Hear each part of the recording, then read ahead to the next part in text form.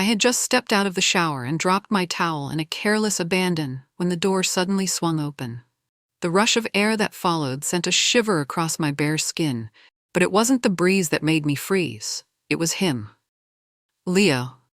He stood there, framed in the doorway, his phone in one hand, his gaze locked onto me with wide, startled eyes.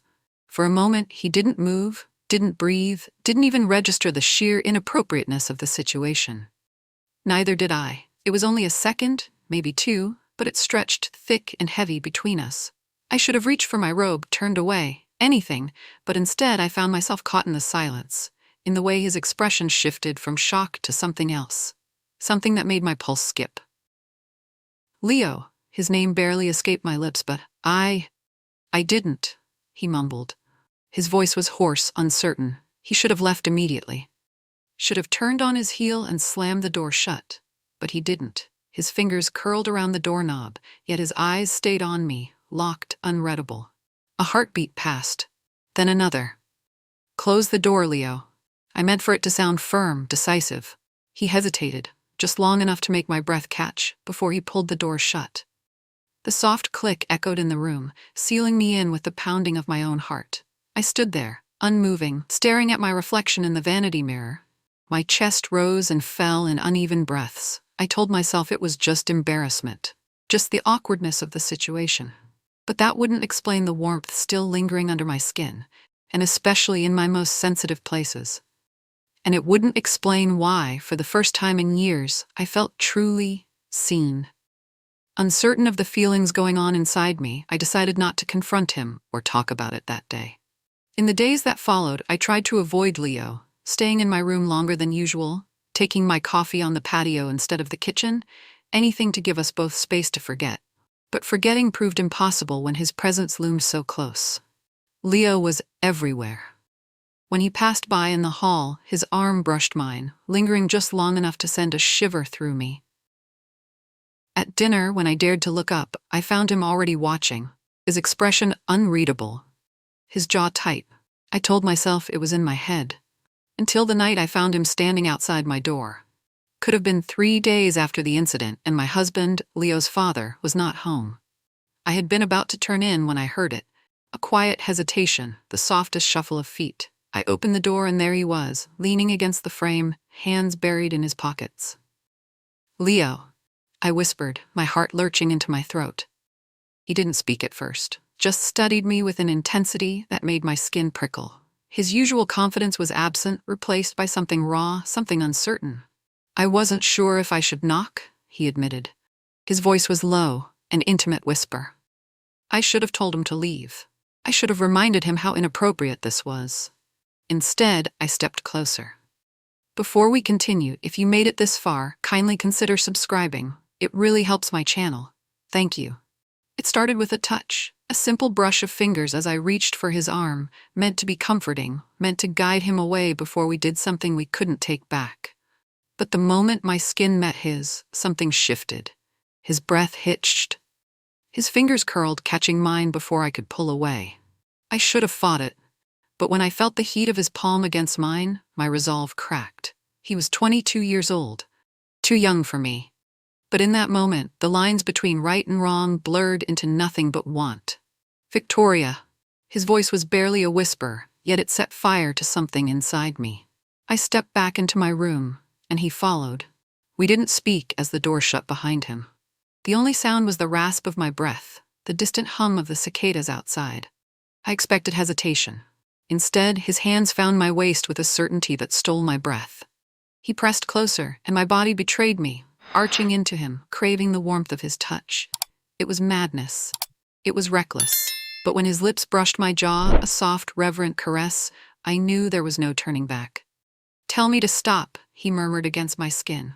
I couldn't, because I didn't want him to. His kiss was tentative at first, then deeper, bolder, as if testing the limits of what we both already knew. We had gone too far to stop now. My fingers curled into his shirt, pulling him closer, and he followed willingly, his body pressing into mine with a quiet desperation that sent shivers through me. The heat of his hands traced over my skin, igniting something forbidden, something we couldn't contain. That night, the world outside my bedroom ceased to exist. We came together in the dark, again and again, in stolen whispers and breathless sighs. Afterward, we lay in the dark, his fingertips tracing slow, lazy circles along my spine as if memorizing me. It was reckless. It was dangerous. But as dawn crept through the curtains, painting his skin in soft gold, I knew one thing with terrifying certainty. This was only the beginning. For weeks, we existed in a world of stolen moments. Furtive glances across the dinner table, lingering touches when no one was looking, whispered confessions in the quiet of the night. The walls of our secret became our sanctuary, but cracks had begun to form. I saw it in the way Leo watched me, no longer content with the secrecy, his gaze darkening whenever I pulled away too soon. I felt it in the way my husband's questions grew sharper. Where had I been? Why was I distracted? Why did I always seem elsewhere? The danger made it intoxicating and utterly unsustainable. I should have ended it before the inevitable happened. But I didn't. And that was my greatest mistake. It was a night like any other. Or at least, it should have been. The house was silent, my husband away on a business trip, and Leo and I had given in to the hunger we could no longer deny. We tangled in the sheets, his lips tracing fire over my skin, his hands branding me in ways that left no doubt. He was mine, and I was his, no matter how wrong it was. But we were reckless, too lost in each other to hear the footsteps.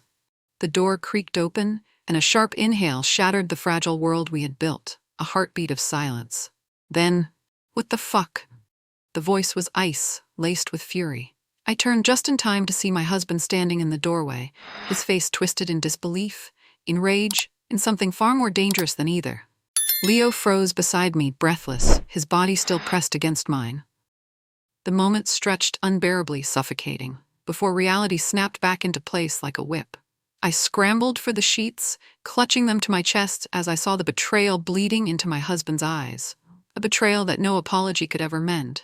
He couldn't even finish. His hands clenched into fists, his entire body trembling. Leo sat up slowly, his jaw tight. He didn't flinch, didn't look away. "Dad, don't," my husband spat. "Don't you dare call me that." The air was thick with something beyond fury, beyond pain. I opened my mouth to speak, to say something, anything, but no words came. Because there was nothing left to say. The house was no longer a home. It was a battlefield. Leo was cast out first. My husband's voice shook with rage as he ordered him to leave, to never return.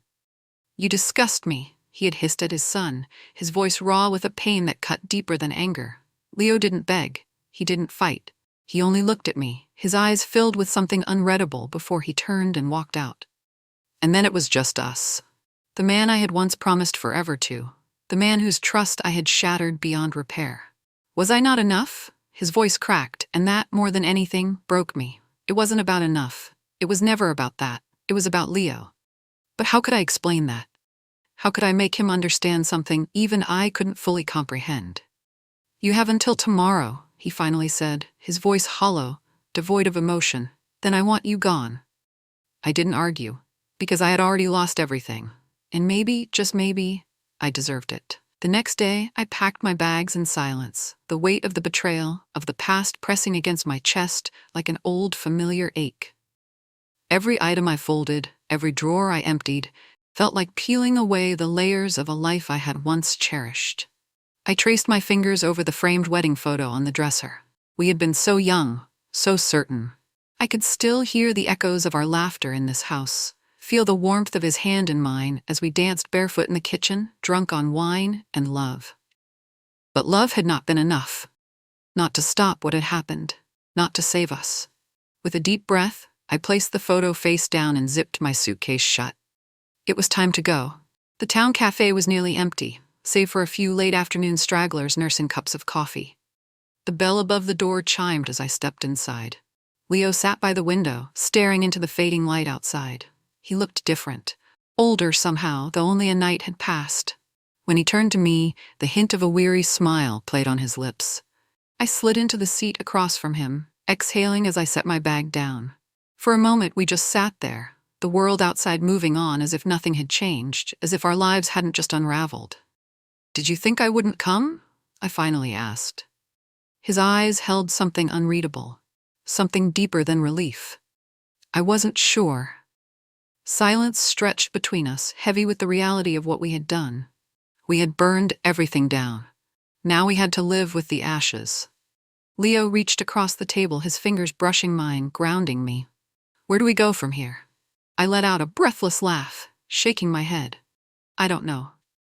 Thanks for watching. If you liked this video, give it a thumbs up and subscribe for more videos like this. See you in the next one.